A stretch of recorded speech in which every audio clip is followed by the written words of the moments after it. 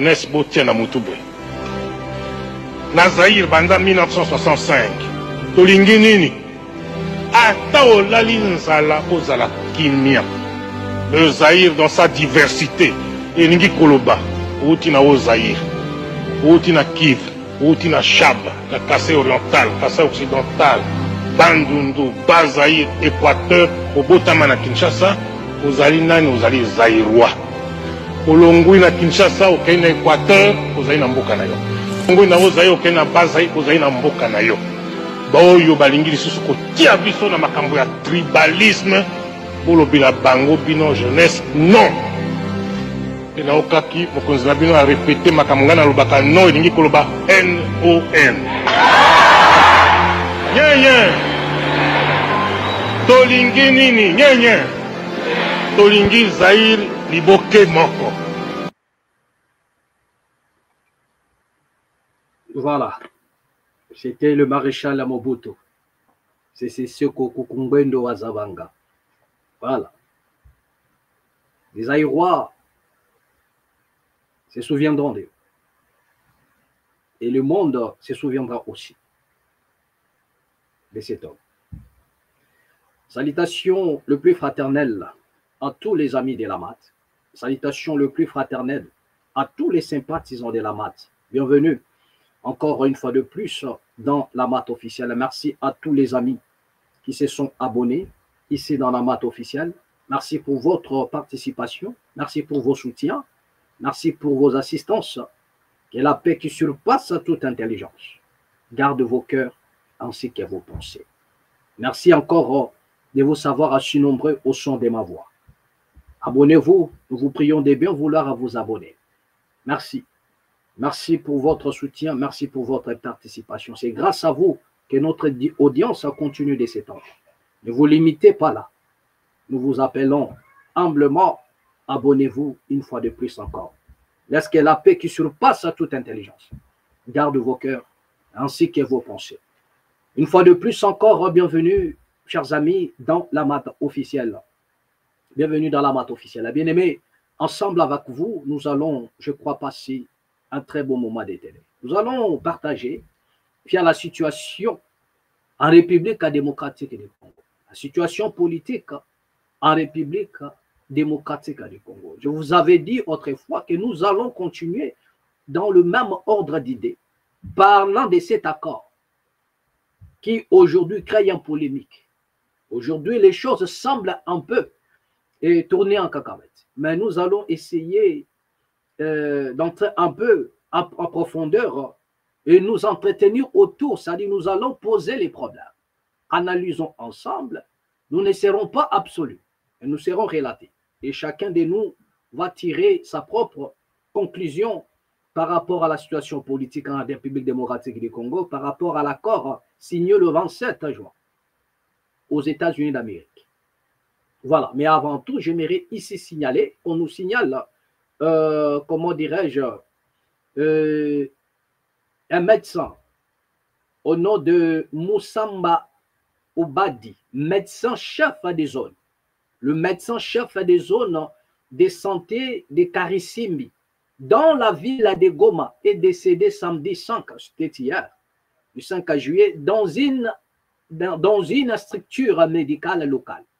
Il avait été blessé par balle fin mai, tiré par les individus armés qui n'ont jamais été identifiés. Il y a 5 jours qu'un autre médecin est mort. Il y a 5 jours qu'un autre médecin encore est mort. OK? Voilà. Pendant qu'on nous balance des vidéos de, je ne sais pas moi, de personnes venant de l'Europe, à tout ça là, qui ont débarqué à Goma, comme si tout était parfait. Voilà. Il y en a 5 jours, un médecin. Il avait été blessé par balle, fin mai, tiré par les individus qui n'ont jamais...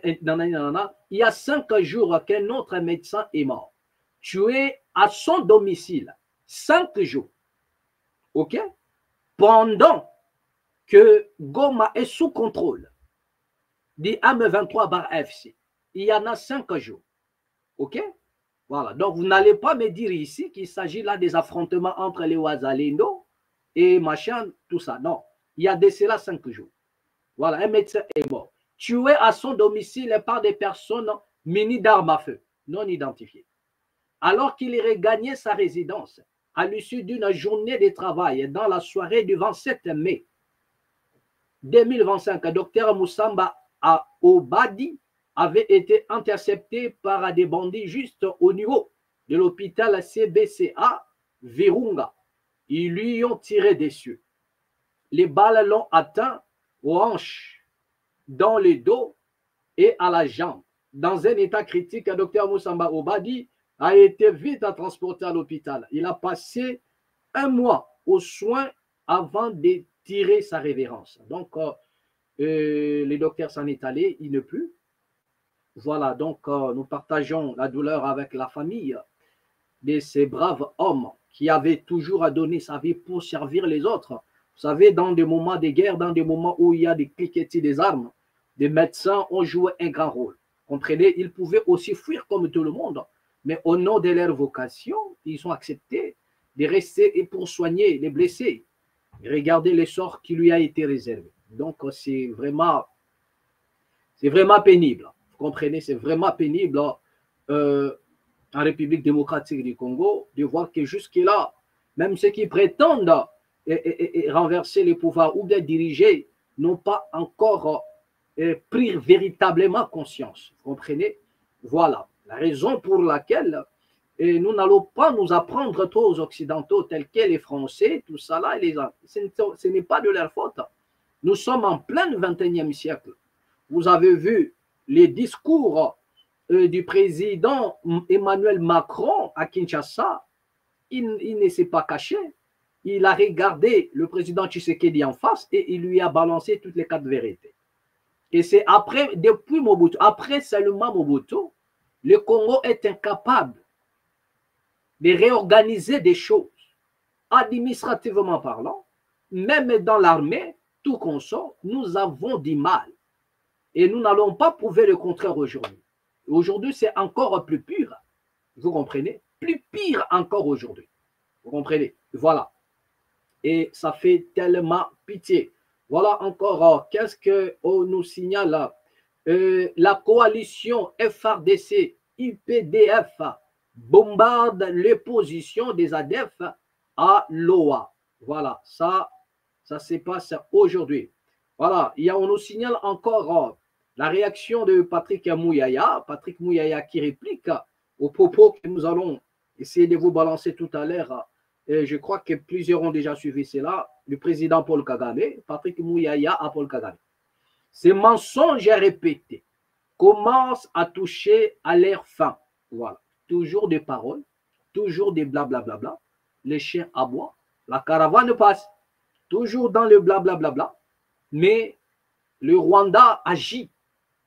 Le Rwanda agit. Donc, sans plus tarder, suivons un peu l'illustration en anglais du président Paul Kagame. Suivons. You know how the current president came to be president? He was just called to the office, and this man thought he was making a good deal, and they handed him power. Do you also know that actually there were witnesses, heads of state? Did you know that? One of them being the former president of Kenya, Uhuru Kenyatta. The other one being the president of Egypt, Sisi. The other one being President Ramaphosa of South Africa. You ask to go and visit them and ask them this question. So this whole thing, you see, no, I wish they could actually come forward and say, hey, wait a minute. Voilà, donc nous allons faire un peu arrêt sur image. C'est sur cette réaction que le ministre, comment dirais-je, Patrick Mouyaya a intervenu.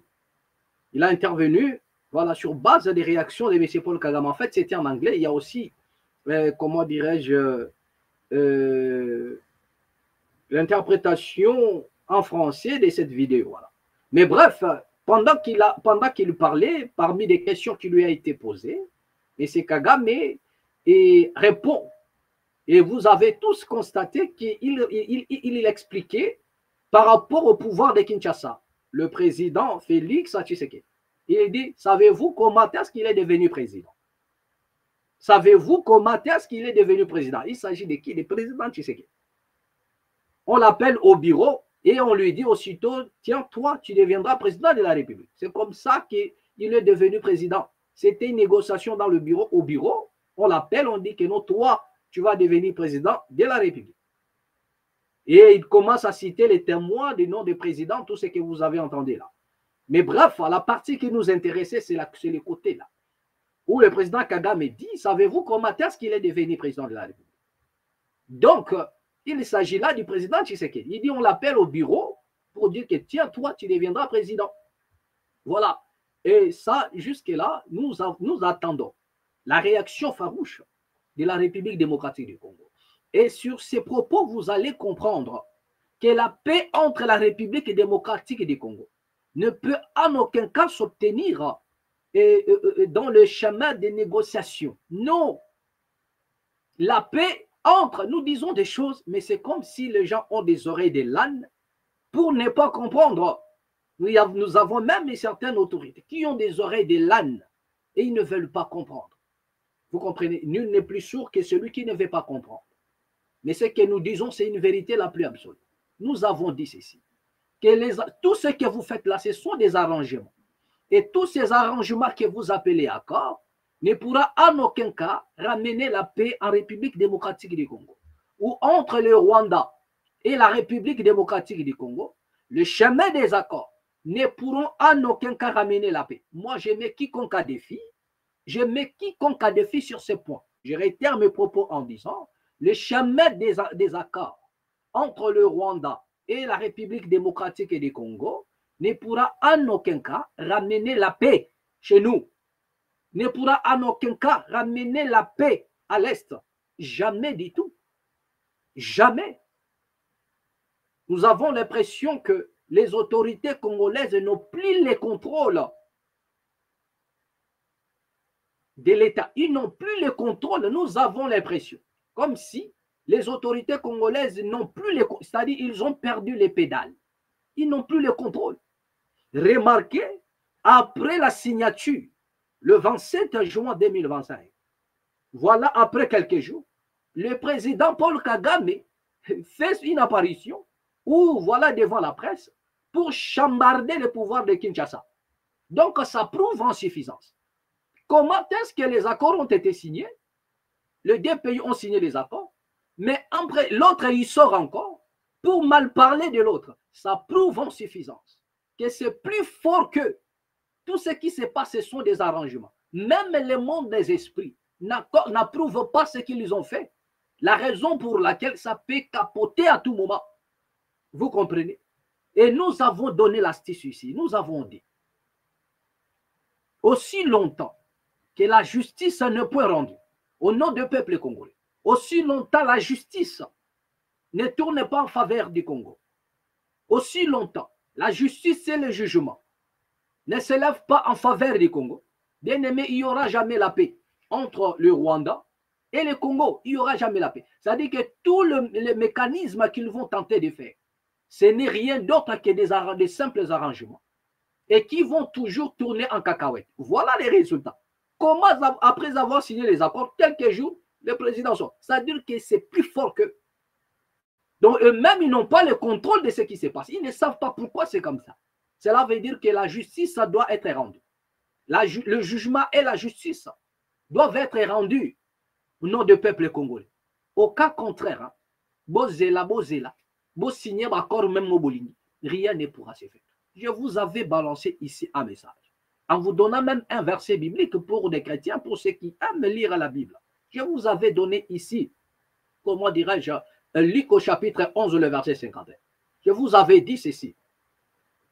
Je paraphrase.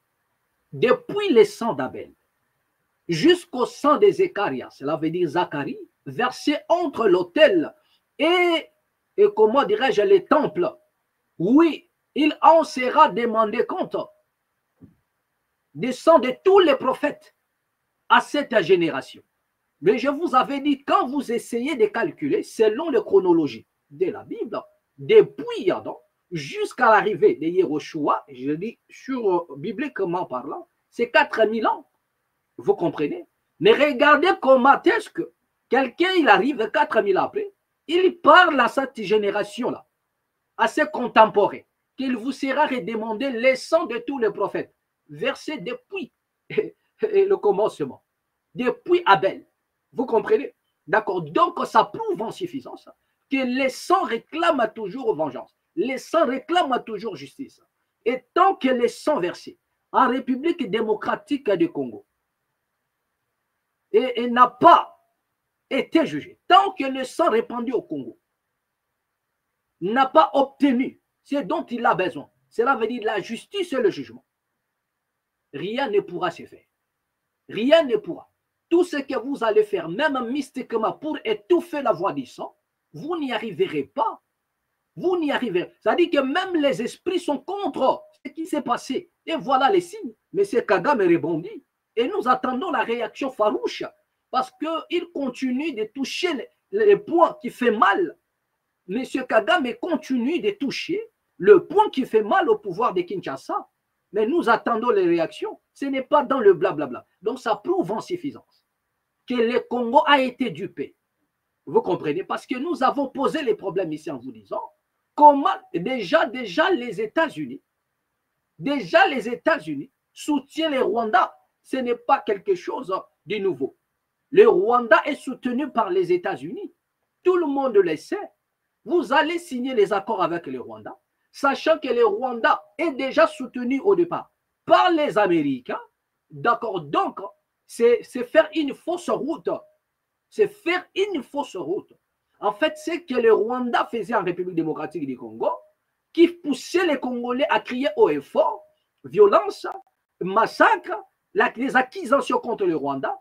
Les Américains maintenant ont manigancé des choses ensemble avec le Rwanda pour enfin fermer la bouche aux Congolais.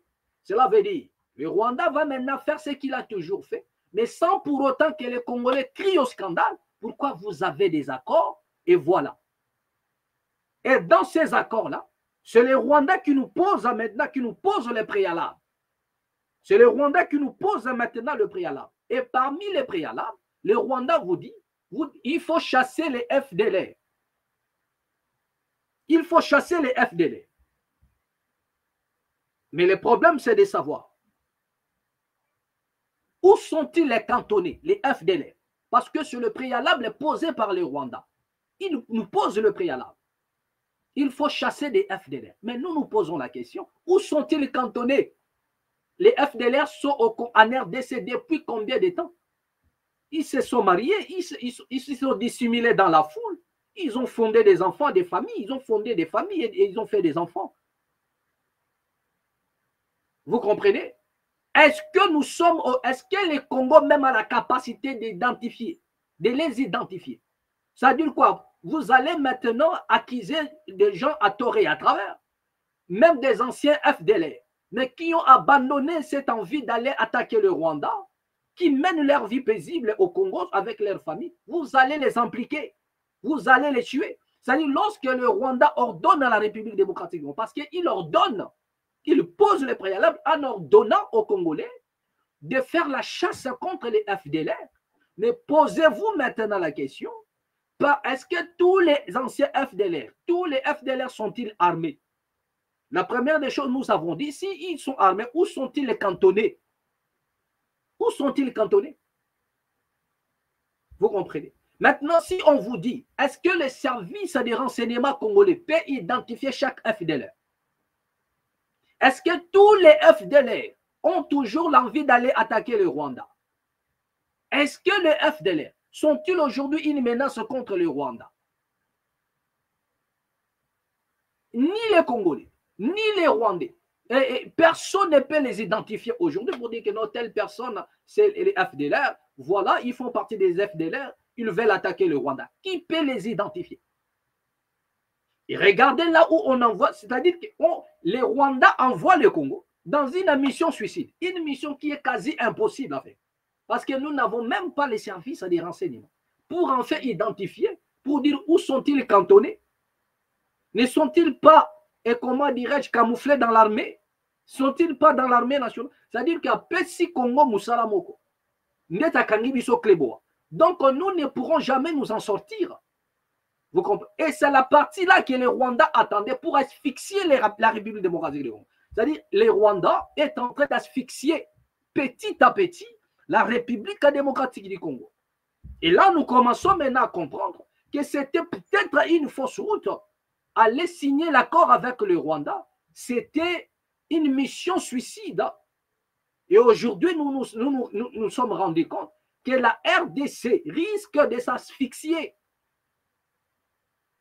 Il a même commencé déjà à s'asphyxier, petit à petit, via ce qui se passe.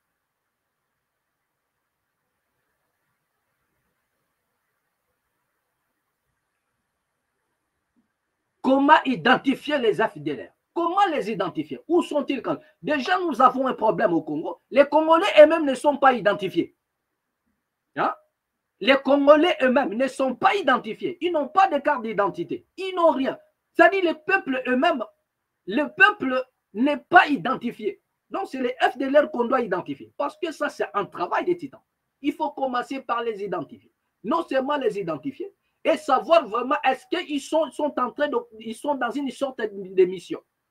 Parce qu'il ne suffisait pas seulement de dire à quelqu'un qui a fouillé le Rwanda au Congo pour dire que non, voilà, il est FDLR et puis il est une menace pour. Mais non, ce n'est pas ça. Il faut qu'il y ait des preuves. Il faut qu'on ne peut pas qu'ils aient des individus à tort et à travers.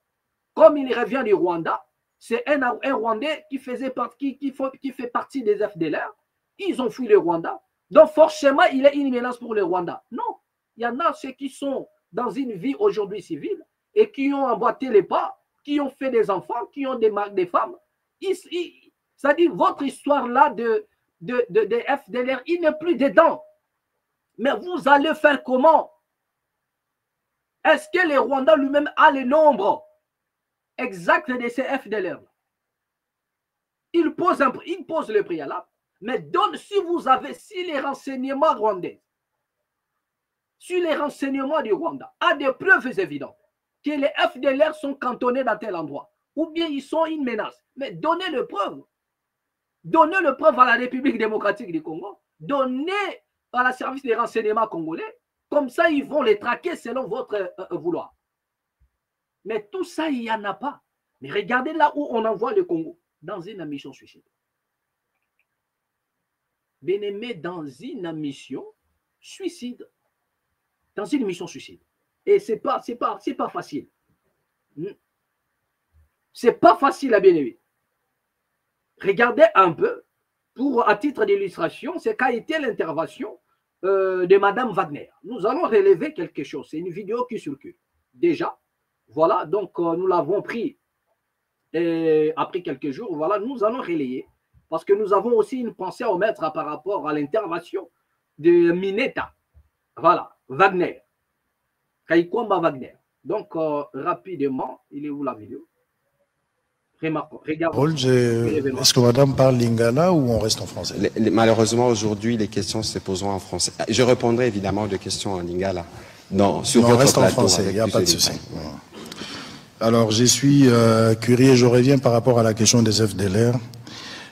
Je veux savoir la neutralisation des FDLR et les désengagements des troupes rwandaises. Ce seront concomitamment où il faut d'abord finir avec la neutralisation des FDLR avant et le début du retrait des troupes rwandaises. Ça, c'est la première question. La deuxième, pourquoi avoir quitté le cadre multilatéral pour une démarche bilatérale dès lors que plusieurs pays interviennent dans la crise sécuritaire en République démocratique du Congo? Et puis pour terminer... Pourquoi avoir quitté les cadres multilatéraux? Quel cadre multilatéral la ministre d'État demande? Pour avoir un peu plus de précision sur votre question. C'est-à-dire, bien avant, il y a eu EAC SADC, exactement. Ah, ok. Évidemment. Parce qu'avant ça, il y avait loin. Exactement. c'est un peu Alors plus pour clair. terminer, j'aurais bien voulu qu'on lise dans l'accord le point 6. C'est de là que je ressors ma question. Le point 6, alinéa 1, intégration bilatérale. Intégration Bilatérale.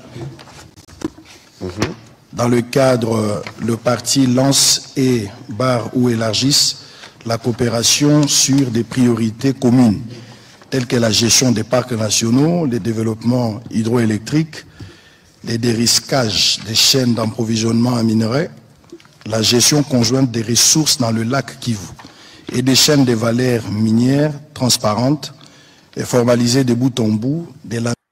Voilà. Bien aimé, nous allons aller rapidement pour prendre directement ce qu'a été la réaction, la réponse de Mineta. Voilà, Madame Wagner, qui comme à Wagner, sa réaction, c'est ce que nous cherchons rapidement, s'il vous plaît. Voilà. Voilà, merci. Donc, 3 questions. La première question sur la concomitance FDLR, retrait de mesures de défense. La deuxième question sur le processus bilatéral. La troisième sur le cas d'intégration économique. Allez-y, Mineta. Merci beaucoup. Donc la question de la concomitance, encore une fois, j'ai essayé d'expliquer auparavant que le CONOPS reconnaît les préoccupations sécuritaires des deux pays et les traite justement de manière égale.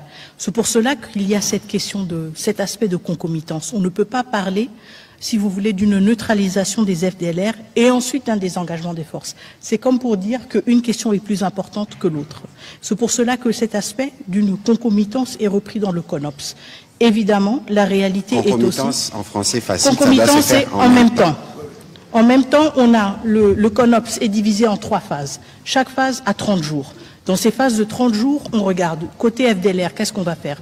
Côté RDF ou côté forces armées rwandaises qui doivent se désengager, qu'est-ce qu'on va faire concrètement? Et là, maintenant, nos experts militaires et des renseignements se sont assis pour dire, bon, si on est dans une première phase, quelles sont les choses qu'on devra faire? D'abord, identifier des deux côtés, quel est l'effectif, quel est le point de départ. Ensuite, engager, par exemple, du côté des FDLR, des sensibilisations pour dire, ceux qui veulent, s'il vous plaît, rentrez chez vous, ça va nous faciliter la tâche. Du côté du désengagement des forces, qu'est-ce que cela veut dire concrètement? Quel est le dispositif en place? Quel est l'effectif? Et ensuite, on avance de manière graduelle. Maintenant, la réalité du terrain est aussi qu'on doit s'adapter à certaines réalités contextuelles. Ça veut dire, par exemple, quand on se projette dans une logique actuelle, parce que le CONOPS a été rédigé en octobre, une présence des forces armées congolaises dans les zones où ils opèrent. Et donc, on ne peut pas penser à une neutralisation des FDLR sans un désengagement des forces armées rwandaises. Et donc, c'est justement là où nos experts militaires travaillent ensemble pour dire, si on veut atteindre tel objectif, eh bien, on doit être conscient que l'autre partie doit avancer sur certains points. Et c'est ça l'esprit de la concomitance, ou l'esprit du fait que tout se passe en même temps. On ne peut pas dire qu'on a un problème des FDLR si nous ne contrôlons pas les zones où elles sont supposées être opérationnelles. On ne peut pas dire non plus qu'on a un problème d'un désengagement des forces si nous ne sommes pas présents pour attester et confirmer le départ de ces forces. Et donc, évidemment, entre octobre et juillet 2024 et juillet 2025, il y a eu certains changements contextuels et on devra ajuster. Mais l'esprit reste le même. L'esprit reste le même. On respecte votre préoccupation, c'est les FDLR, pas de problème, on va s'en occuper. Mais vous respectez aussi la nôtre. Et c'est que vos militaires n'ont rien perdu chez nous, bye bye. Et donc, c'est ça l'esprit de la concomitance. Les deux parties doivent reconnaître la validité de leurs préoccupations sécuritaires. Est-ce qu'on peut estimer le retour de la paix? Pour quand est-ce qu'on peut estimer le retour de la paix? Bon, vous savez, si j'avais cette réponse, vraiment, je vous la donnerai évidemment, mais je la donnerai tout d'abord aux populations à l'Est, parce que ce sont elles qui sont les plus affectées. C'est une question à 1 million de dollars Je n'ai pas la réponse à quand est-ce qu'on peut estimer le retour de la paix. Ce que moi je peux vous dire. Exactement ça, Mineta, c'est bon, merci Mineta. Et effectivement, vous n'avez pas la réponse parce que, et si vous n'avez pas la réponse, cela veut dire que vous n'avez que le mensonge. Ça, c'est la vérité la plus absolue. Mais avant de rester, avant d'entamer cette pensée, remarquez un peu ce que Mineta a dit par rapport comment dirais-je, au FDLR. Par rapport aux FDLR. Et elle dit que nous ne pouvons pas attaquer sans pour autant connaître l'endroit où ils sont supposés être. Vous comprenez? Donc, il y a déjà des doutes en eux-mêmes et ils savent qu'ils ne sont pas cantonnés dans un endroit. Mais pourquoi n'avez-vous pas rétorqué à l'instant où les Rwandais posaient les préalables, où les Rwandais posaient ou imposaient à la RDC? Pourquoi n'avez-vous pas? Parce que lorsqu'elle dit, Mineta dit, nous ne pouvons pas nous lancer sans pour autant comprendre ou connaître l'endroit où ils sont supposés opérer, supposés être. Elle n'a pas dit que l'endroit où ils sont en train d'opérer. Non, nous ne pouvons pas attaquer sans pour autant connaître l'endroit où ils sont supposés être. C'est-à-dire qu'il y a même de l'incertitude. Comment on peut vous imposer le préalable, mais sans pour autant que vous ayez vous-même le contrôle de la situation. Vous comprenez? C'est-à-dire la RDC en soi ne sait même plus si les FDLR sont à gauche ou à droite. Personne n'en sait. Personne n'en sait. Ni les services des renseignements. Voilà l'intervention des Mineta. Mais, oh là là, nous on se pose la question. Qu'êtes-vous allé faire là-bas aux États-Unis? Vous êtes parti faire quoi? Et signer quoi?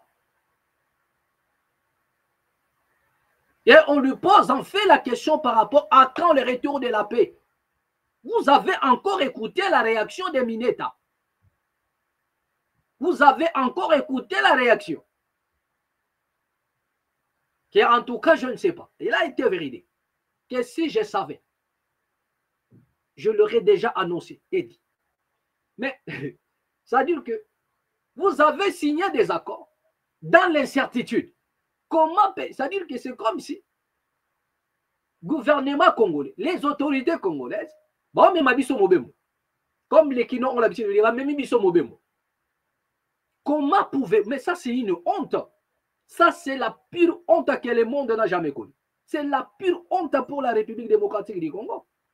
Et pour ceux qui ont jeté beaucoup de fleurs à Mineta et à Wagner et Madame Wagner, je me demande pour avoir fait quoi? Et lorsque vous entendez des choses comme ça, si réellement votre matière grise est détail, mais vous allez pleurer au-dedans de vous.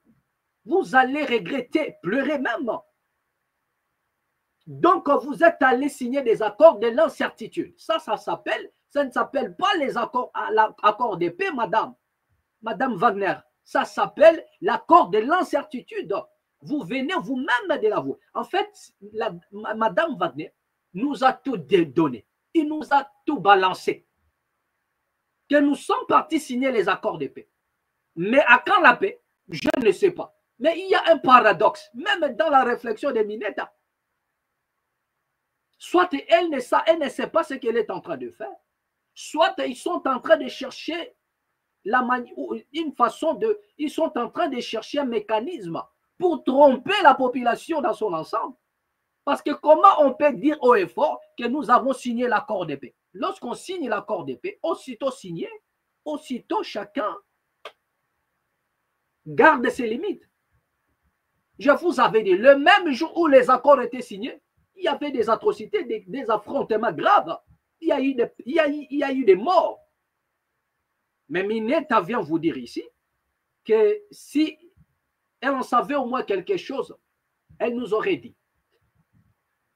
Mais là, elle ne connaît rien. À quand le retour de la paix? Mais comment peut-on appeler cela? Accord de paix. Disons peut-être accord et processus de paix. Disons peut-être ça, accord et processus de paix. Mais pas accord de paix. Et Donald Trump, chez lui là-bas, il avait déjà dit que non, j'ai réussi à mettre la paix au Congo de 30 ans de conflit. J'ai réussi à faire la paix au Congo, entre le Congo et le Rwanda. Je vous avais dit, voilà encore un gangster de la Maison-Blanche qui vient dire des mensonges à la place publique. Le ministre de l'Intérieur lui-même nous dit, voilà, la ministre des Affaires étrangères nous dit, la ministre des Affaires étrangères nous dit, elle-même ne connaît pas à quand la paix, elle ne sait pas. Donc on ne peut que retrouver la paix. Au cas où les deux parties respectaient chacun. Mais pourquoi est-ce que ça s'appelle l'accord de paix? Je crois que c'était l'accord de processus peut-être de paix. Mais ce n'est pas l'accord de paix. Parce que la paix en soi n'est nulle part. Et déjà, vous avez vu la réaction du président Paul Kagame, qui est à chaud, une réaction poignante contre le pouvoir en place. Donc, nous attendons la réaction. La réaction aussi du pouvoir en place, pas les blablabla des Mouyaya, mais les vraies réactions, parce que c'est le président de la République qui a parlé, donc il doit être aussi répondu par un autre président. C'est là où nous voulons. Aussi longtemps la RDC ne prendra pas conscience qu'il doit s'élever et affronter, parce que M. Paul Kagame a dit, pour la paix du Rwanda, pour la sécurité du Rwanda, il ne va écouter personne. Il va écouter personne. Donc, il adopte cette parole de Benjamin Netanyahu, qui dit, pour la sécurité d'Israël, nous n'allons pas écouter quelqu'un. Et nous n'allons même pas respecter les droits internationaux. C'est-à-dire que pour la sécurité d'Israël, nous allons nous défendre d'une manière ou d'une autre, sans pour autant attendre les injonctions venant de qui que ce soit. Et la RDC aussi doit se mettre sur la même posture. C'est-à-dire que pour la sécurité, pour la paix dans l'Est, pour la sécurité en République démocratique du Congo, nous n'avons pas des injonctions à recevoir de qui que ce soit. Les Congolais doivent s'élever, ensemble comme un seul homme, et se lancer vers un combat. Nous n'avons plus besoin d'écouter qui que ce soit, ni la communauté internationale, ni je ne sais pas moi qui, mais nous lever pour sauver cette nation. Je ne parle pas ici des paroles persuasives du sommeil, non, de l'inconscience, non. Mais je parle ici comme un homme qui aime sa nation. Et nous n'avons que ça comme patrie. J'ai toujours dit que si les Congolais refusent d'agir, bien aimé, le plan c'est de faire de nous des apatrides. Le plan c'est de nous chasser hors de notre nation. Parce que nous avons l'impression que les autorités congolaises jouent un jeu. Les Congolais ont jubilé en espérant que la paix est revenue. Mais voilà la minette à qui vous dit. Elle ne sait pas quand est-ce que ça va venir. C'est-à-dire la situation demeure. Mais aux États-Unis, elle ne sait même pas. Elle a seulement signé. Et pire encore, les choses qui se font aux États-Unis, l'Assemblée nationale a yébe le côté. Et nous attendons Mineta à l'Assemblée nationale. Vous avez parlé avec des journalistes. Nous savons comment les journalistes se sont limités devant des questions. Face aux questions, là, vous avez votre parapluie, comment dirais-je, Patrick Mouyaya qui était là pour tamiser tout genre de questions, pour, comment dirais-je, sanctionner indirectement même certains journalistes par rapport à leurs questions. Mais nous vous attendons aussi dans l'Assemblée nationale, madame, la Mineta. Les Congolais vous attendent dans l'Assemblée nationale. L'Assemblée doit vous convoquer, soit dans l'Assemblée ou bien au Sénat. Exprimez-vous face aux députés, là où il n'y aura pas un Patrick Mouyaya pour vous couvrir. Vous serez seul face aux Congolais, aux représentants des Congolais, et parler. Parce que jusque-là, nous avons compris que ce que vous avez fait aux États-Unis, c'était rien d'autre que du bluff. Vous avez cherché des mécanismes pour tromper les Congolais. Et qu'allons-nous faire? Collons, cherchons un nom pour coller. Mais moi, je suis en train de vous dire, tant que la justice et les jugements ne seront pas mis en place pour les Congolais, rien ne sera fait. Soit les Congolais doivent s'élever. Les Congolais doivent s'élever comme un seul homme. Et livrer un grand combat pour en finir une bonne fois. Nous devrions en principe en découdre avec nos ennemis. Et nous ne recevrons l'ordre venant des personnes. Des personnes. C'est-à-dire, nous allons faire pareil. Monsieur Paul Kagame a dit pour le Rwanda, il n'a pas de leçons à recevoir de qui que ce soit. Ah oui, c'est son pays. C'est sa nation. Donc, pour la RDC aussi, nous n'avons pas des ordres à recevoir de qui que ce soit. Mais hélas, au Congo, entre les gouvernants, le pouvoir en place et la population, il y a une fissure. Il y a une fissure.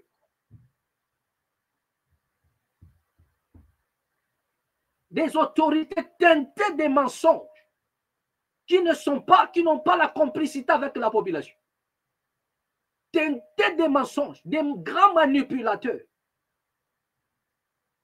Le Congo ne parle pas un seul langage. Alors qu'à l'heure où nous sommes, le Congo devrait en principe parler un seul langage.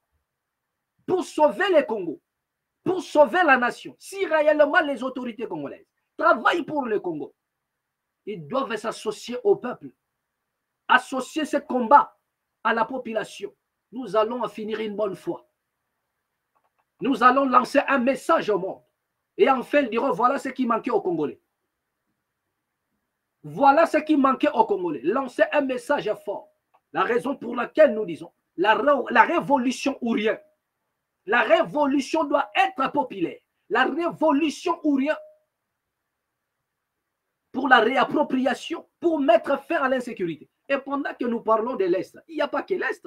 Vous avez signé l'accord pour l'Est. Mais vous oubliez que non loin de Kinshasa, il y a un phénomène Mobondo. Ils ne sont pas éradiqués jusque-là. Qui les nourrissent? Donc on parle de la paix que pour l'Est. Je vous avais dit, la paix c'est pour tous les Congos, l'ensemble de la République. C'est-à-dire que la révolution doit être partout. La révolution doit être partout. Les Congolais doivent s'élever pour changer, pour purifier la nation. Le Congo doit être purifié. Et la purification passe au travers d'une révolution. Nous parlons en termes de révolution. Ce n'est pas la peine d'aller se cramponner derrière des belligérants, derrière, je ne sais pas moi, des rebelles, pour enfin chercher une rémunération d'Emma. Non, là, c'est à foncer encore la nation. Comme je vois nos frères de la diaspora qui vont rejoindre Nanga. Mais si Nanga aujourd'hui est condamné par la Cour pénale internationale, vous en porterez la responsabilité. Les sangs versés innocemment de nos frères sera derrière vous. Vous allez porter les sangs innocemment versés par des rebelles. Vous en mangerez les fruits. Voilà.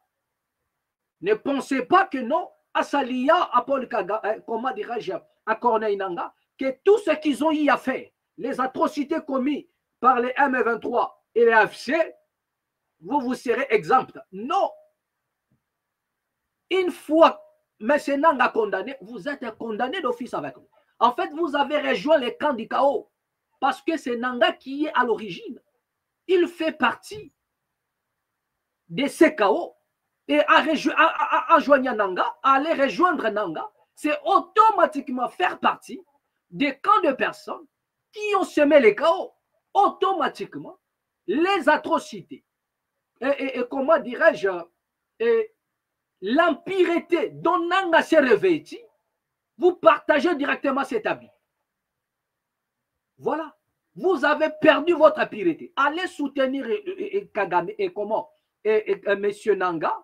Allez soutenir les M23. Je suis en train de dire, au cas où cet homme serait condamné, au cas où il serait responsable des atrocités, de meurtres, des crimes, sachez-le que automatiquement, vous en porterez la responsabilité.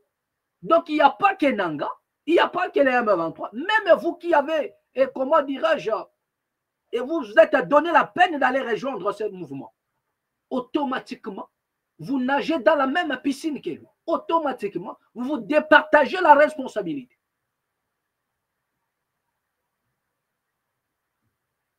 Et vous ne retrouverez jamais la paix dans vos vies. Parce que ce qui vous anime, ce n'est rien d'autre.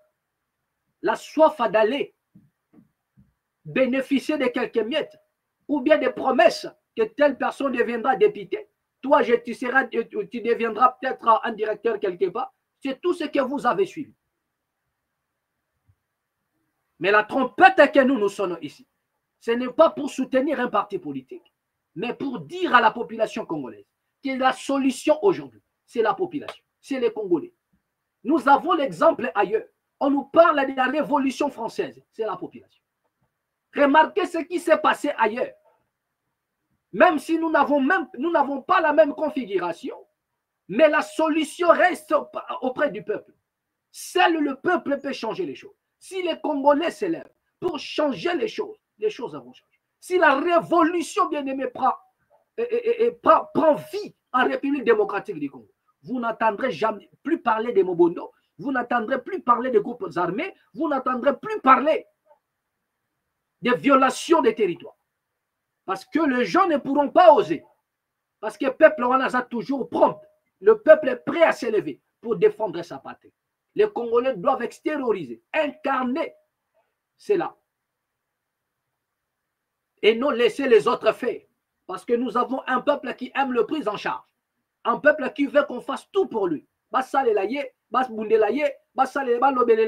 Lui, il est en train de se distraire dans la musique, dans des conneries, sur TikTok, dans des réseaux sociaux, pour faire n'importe quoi, sans pour autant comprendre qu'on les distrait pour enfin faire de lui un étranger dans son propre pays. Remarquez, regardez, écoutez un peu ce que M. Joseph Kabila dit. Parce qu'il a tweeté, voilà. Et la réaction de M. Kabila dans son compte à X, M. Kabila a réagi sur son compte à X. Nous allons voir ça.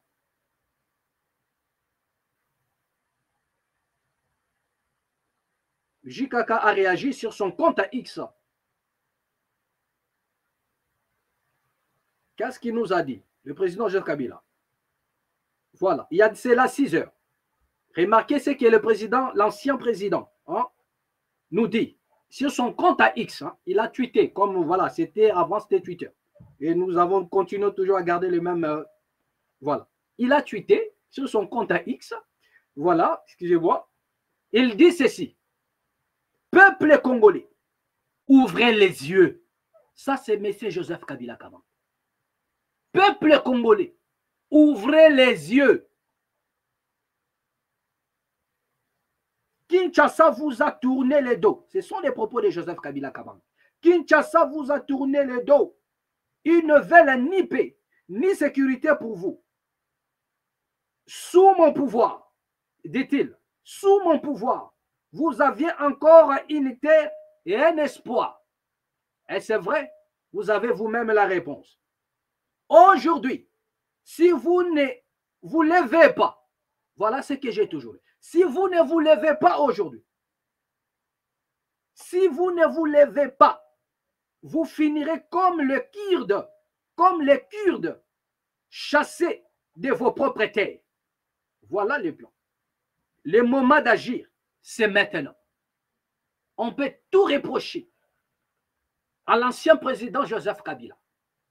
Mais sur ces paroles, je suis d'accord, je suis en connivence avec lui. Parce que je l'ai toujours dit. C'est comme s'il m'avait écouté pour répondre à ça sur son compte X. J'ai toujours dit.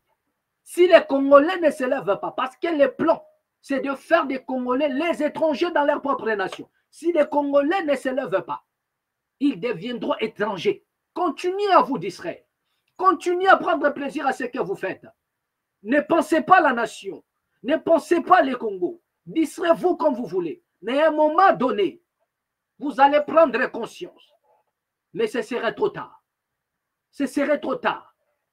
C'est maintenant qu'il faut prendre conscience. La distraction, bien-aimé, ne fuit jamais. La distraction, c'est jusqu'à la fin du temps, il y aura toujours la distraction. Mais la nation, unitaire, vous n'avez pas de ça toujours. Il y a des peuples qu'on a chassés loin de leur terre. Il y a des peuples qu'on a chassés loin de leur terre. Donc il est temps que vous puissiez comprendre et de réagir et d'agir. Il dit c'est maintenant. Voilà. Il ajoute encore à 10 ans. On dirait que Kinshasa a déjà accepté l'annexion du Nord Kivu et du Sud Kivu par les Rwandais. Ce régime ne prépare ni riposte militaire ni réponse politique. Ça, ce sont des propos de l'ancien président qui connaît aussi la situation. Voilà la réaction du jeune. Certaines personnes diront il n'a pas la leçon à donner. Nous ne sommes pas dans ces leçons à donner. Et c'est vrai ce qu'il est en train de dire. Je vous ai posé le problème ici des FDLR. Le préalable imposé par les Rwandais. Pendant que nous ne sommes même pas identifiés, nous-mêmes les Congolais ne sommes pas identifiés. Pendant que on ne sait même pas là où ils sont cantonnés, mais incapables de riposter. Vous avez vu Kagame qui se lève et commence à clasher sur le président de la République. Mais qu'est-ce qui se passe maintenant? Qu'est-ce que vous attendez? Vos autres éléments pour vous comprendre que notre nation est en danger. Le problème ici, je n'appelle pas à un pseudo-libérateur, mais j'en appelle à la conscience collective de la population congolaise. La solution est entre nos mains. Partout où vous vous retrouvez à ce net moment, que ce soit la diaspora, que ce soit au Congo, la solution c'est nous. La solution c'est entre nos mains. La solution, bien aimé, c'est maintenant le temps de se désolidariser de ceux-là qui ne marchent pas, qui ne veulent pas travailler pour le peuple. C'est le temps de nous désolidariser de ces gens-là. Ceux qui ne sont pas avec le peuple sont contre le peuple. Sont contre le peuple. Il y a des endroits aujourd'hui que le Congo, le pouvoir en place n'a plus le contrôle. Il y a des endroits où le pouvoir en place aujourd'hui au Congo, il n'a plus le contrôle. Il n'a plus le contrôle. Il y a des endroits aujourd'hui au Congo où on mange les shillings.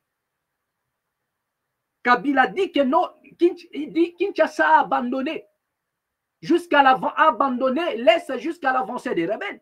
Et cette partie est faux.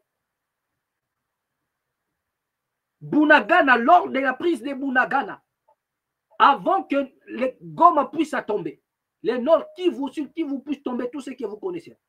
Mais lorsque les rebelles étaient encore à Bunagana, ils ont fait combien de temps? Rien que Bunagana. Et jusqu'à ce que Nanga a quitté Kinshasa pour rejoindre, il a pris encore 2 ans à Bunagana toujours. Donc, essayez un peu de voir le temps que ça brille. Parce qu'il faudra analyser. Déjà, avant la prise, c'est-à-dire dès lors que Bunagana était déjà sous le contrôle des M23, Nanga était à Kinshasa. Bunagana était déjà contrôlé. Quelle est la riposte préparée par le pouvoir en place pour déloger? Alors qu'aujourd'hui, nous voyons comment ils sont en connivence avec l'Ouganda. Ils pouvaient bien, parce que Bunagana c'est vers la frontière de l'Ouganda. Donc le gouvernement pouvait bien coaliser pour en faire chasser les rebelles. Mais pourquoi ne l'ont-ils pas fait? Pourquoi ne l'ont-ils pas fait? C'est là où les Congolais doivent quitter le sentimental, les sentiments, les sensationnels, et enfin se poser de vraies questions. Bunagana sous le contrôle de M23. Corneille Nanga est encore à Kinshasa. Corneille Nanga encore à Kinshasa. Bunagana sous le contrôle du M23. Et pendant ce temps, l'armée congolaise et l'Ouganda, ils sont là, d'accord. Il y a une diplomatie, il y a voilà, des échanges qui étaient en parfaite harmonie. Et jusqu'à même. Mais pourquoi n'ont-ils pas coalisé pour enfin chasser? Il n'y a même pas une opération qui a été tentée. Tous les Congolais sont d'accord avec moi. Aucune opération tentée dans le but de déloger les rebelles de Bunagana. Corneille Nanga rejoint la rébellion. Il prend encore 2 ans pour former ses troupes. Il prend encore 2 ans. Et pendant qu'il était là à Bunagana, toujours, il n'y avait pas un plan d'attaque. Bunagana n'était pas attaqué. Vous avez entendu même Constant Moutamba qui disait, nous les attendons à Goma, qu'ils viennent prendre Goma. Au lieu de les attaquer, les empêcher d'avancer, ils sont là, ils nous disent, de remarquer un peu en quoi nous nous sommes plongés.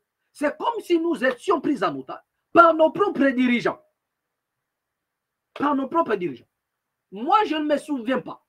Je ne me souviens pas d'une ville qui était sous contrôle des rebelles ou des M23 pendant que Kabila il était là. Ce n'est pas que je suis en train de soutenir Kabila, parce que je ne fais jamais l'apologie de Joseph Kabila. Je suis en train de prendre certains points, parce que nous avons des personnes qui ont des cerveaux cramés, ils viennent mélanger toutes choses. Si vous prenez un point, comment dirais-je, positif venant de quelqu'un, pour lui, vous le soutenez. Mais alors qu'ici dans la mat, nous ne faisons pas l'apologie de qui que ce soit. Parce que Joseph Kabila, c'est lui l'artisan du chaos. C'est lui l'artisan du chaos. Voilà. Donc, on ne peut pas faire l'apologie de qui que ce soit ici. Ici, l'apologie, c'est le peuple congolais.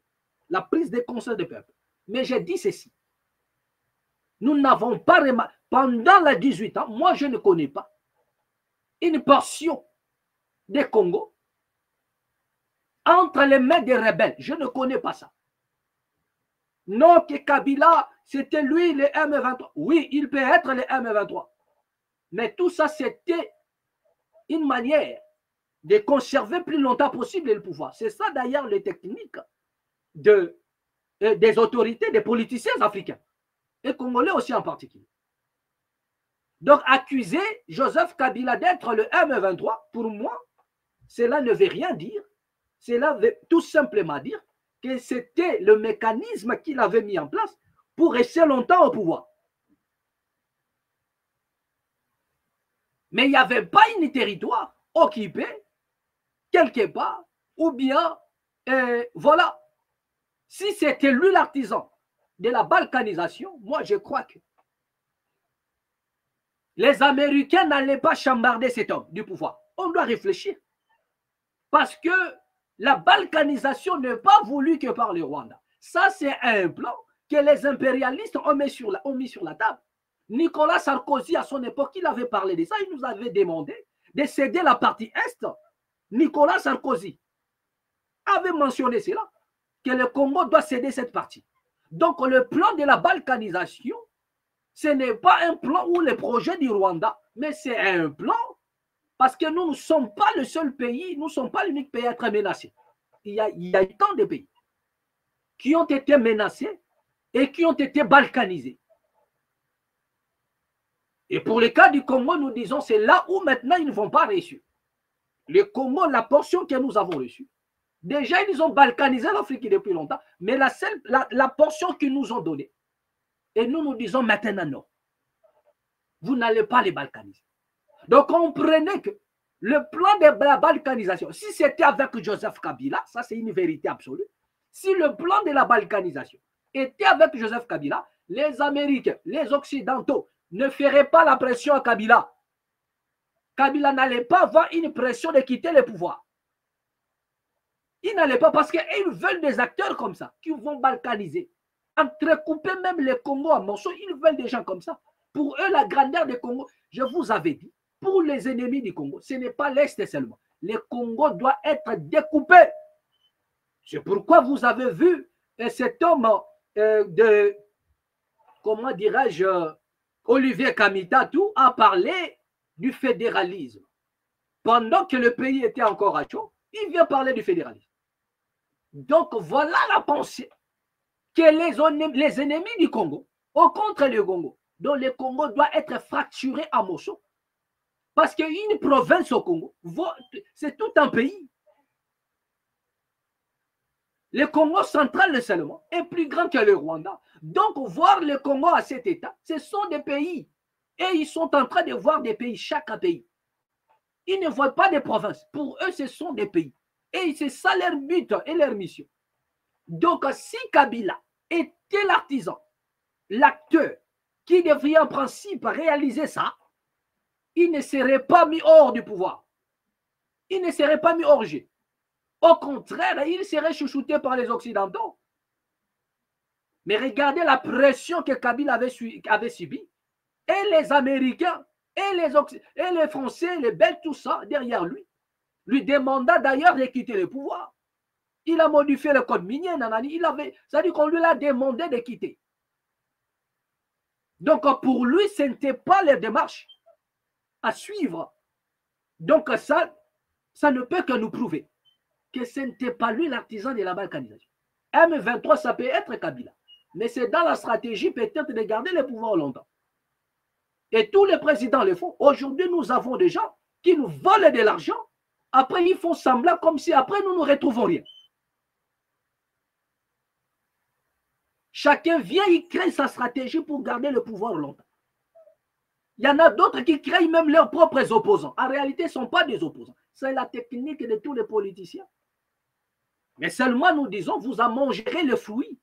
Vous en mangerez le fruit de cette trahison. Voilà. Personne ne s'en sortira. Ce n'est pas parce que vous disiez la vérité que vous êtes exempt de la condamnation, de la justice ou le jugement qui vont s'abattre en République démocratique. Ce n'est pas parce que vous disiez la vérité. Ce n'est pas parce que Joseph Kabila a tweeté en disant la vérité qu'il est exempt du châtiment qui va s'abattre sur les autorités qui ont troublé l'ordre, l'âme de cette nation-là. Vous ne serez jamais exempt. Vous ne serez jamais exempt. Voilà ce que nous disons. Vous ne serez jamais exempt. Ceux qui sont, je dis bien, ceux qui sont dans le complot, ceux qui sont innocents, ils sont exempts. Si le président Tshisekedi est innocent, il sera exempt. Mais s'il n'est pas innocent, la justice et le jugement surgiront de quelque part. Et vous en mangerez les fruits. Ça, c'est une vérité la plus absolue. Et personne ne pourra poser en démenti. Ne vous en faites pas. Ne vous en faites pas.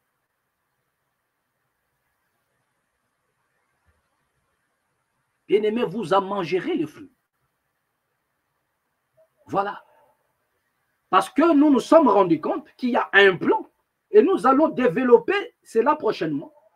Et ensemble avec vous, nous allons comprendre. Parce que bien avant qu'il y ait des accords, qu'on nous parle des accords entre les États-Unis, lorsque le pouvoir en place, ça nous avons tous constaté que les territoires tombés, c'était après la prise de Goma. Et déjà, le M23 s'est dirigé vers Uvira. Le plan c'était soit à Uvira, soit à Kisangani.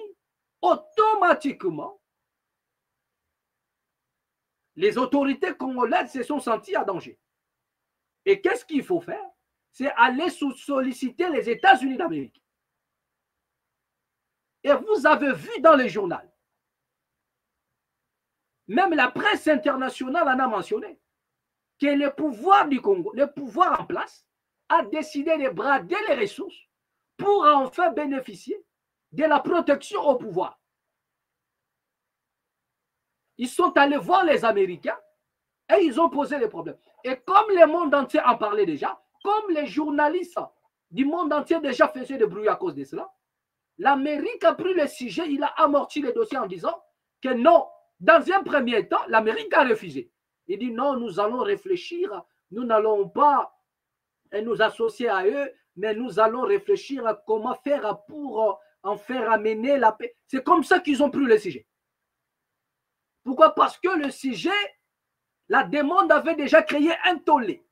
Comme quoi le président Tshisekedi a décidé d'aller aux États-Unis afin de brader les ressources. Ça, c'est dans l'information est là. L'information est là. C'était d'abord ça, à cause de la montée. Parce qu'on craignait déjà le renversement du pouvoir. Il fallait que les États-Unis interviennent. Pour quel prix? Brader. C'était soit les Katanga, et à un moment donné, ils se sont rendus compte que Katanga était déjà entre les mains des Chinois. Qu'est-ce qu'il faut faire? Il faut chercher une portion de terre. Et cela devrait se passer comme en Ukraine. Les États-Unis ont fait pareil en Ukraine. Il dit que non, vous êtes en protection avec nous, parce que la Russie est plus forte que vous. Donc, avant l'intervention, vous devriez céder une partie. La gangster de la Maison-Blanche est venu avec cette option. Vous devriez céder une partie. Et c'est la même chose qu'ils voulaient encore imposer au Congo. Et déjà même pas imposer, mais c'est la même chose, même carte qu'ils devraient jouer. Et plus pire encore, ça c'est parce que le Congo est parti voir les Américains. Et le monde entier a remarqué cela. Il y a eu des bruits dans les réseaux sociaux. Il y a eu des bruits dans des chaînes de télé. Comme quoi la RDC est partie céder. L'Amérique, ne voulant pas se ridiculiser, ils ont pris l'affaire, ils ont amorti pour dire que non, nous allons essayer de voir. Non, non, non, mais l'offre n'est pas acceptée. C'est après quelques temps, quelques jours, quelques mois, la musique change. Après quelques mois, la musique change. Comme quoi, la RDC et le Rwanda doivent signer un accord de paix pour mettre fin.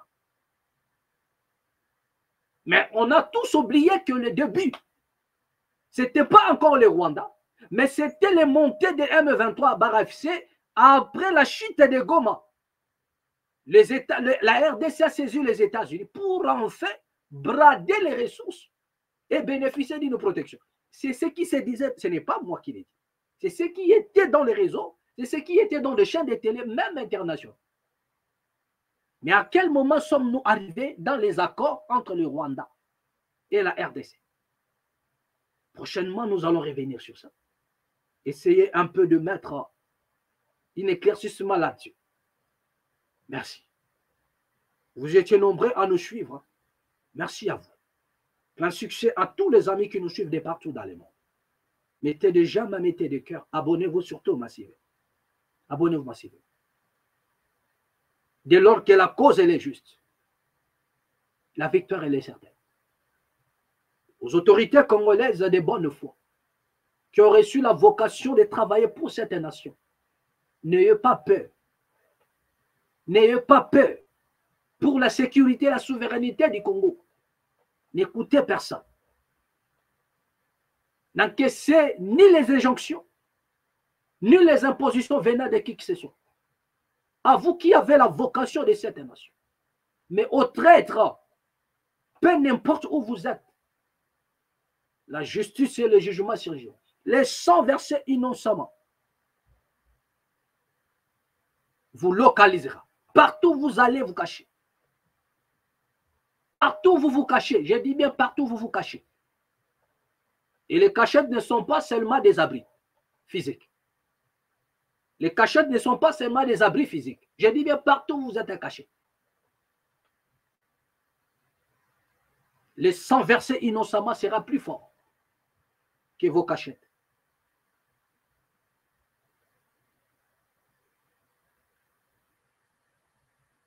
Abonnez-vous massivement. À nous revoir prochainement et au prochain numéro. Amen.